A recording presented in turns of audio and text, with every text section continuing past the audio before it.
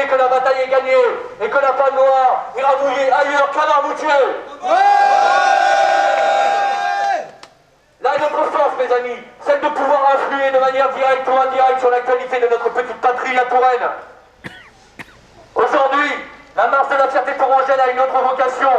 Nous ne sommes pas là en réaction à un scandale, mais pour en créer une tradition qui, chaque année, permettra aux Tourangeaux fiers et forts de leur identité de pouvoir venir la défendre en hommes libres qu'ils sont.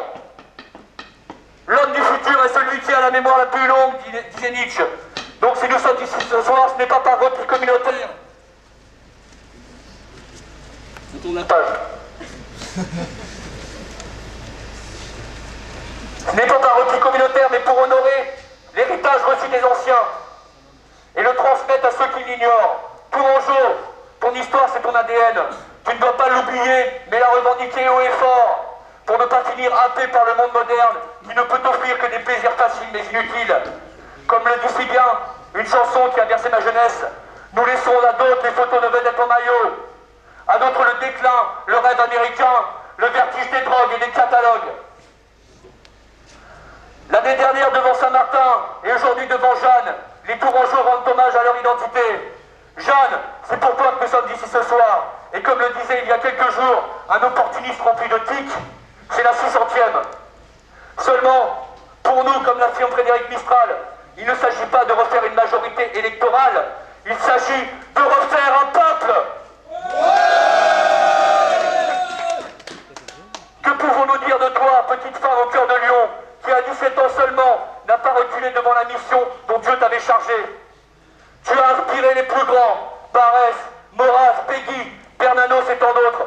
Toi, la jeune fille qui n'avait lu ni Homère, ni Virgile, ni Saint-Augustin, mais qui, par le dépassement de soi, à travers l'esprit supérieur qui t'a transcendé, est parvenue à bousculer les codes fixés par les bourgeois en te sacrifiant pour une cause.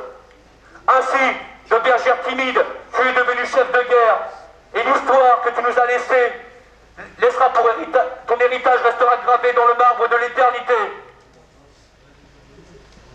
Je ne vous apprendrai rien sur la visite dans notre région de Jeanne, d'abord à Chinon, lors de sa rencontre avec le dauphin, futur Charles VII, puis dans notre ville de Tours, où elle se fera fabriquer son armure sur mesure, rue Colbert, ou encore à Sainte-Catherine-du-Ferbois, où son épée sera trouvée. Allez à Sainte-Geneviève-des-Bois, dit-elle, dans la chapelle du pèlerinage. Vous creuserez derrière l'autel, vous enlèverez une dalle, des pierres et un peu de profondeur. Vous trouverez l'épée qu'il me faut. Ainsi fut-il fait. Et l'on trouva une grande épée à la garde masquée de 5 petites croix. Des traditions affirment que cette épée était celle de Charles Martel qui, après 732 batailles de Tours, l'aurait offerte au prêtre du sanctuaire. Oui, mes amis, cette région baptisée Jardin de la France renferme nos trésors. Oui, c'est ici que chaque année maintenant, nous serons présents pour ce rassemblement unitaire et populaire autour de notre héritage. Il n'y a pas de France sans France diverse, disait Maurras. Alors continuons notre lutte de chaque instant et engouageons-nous à être des hommes d'armes qui batailleront pour qu'un jour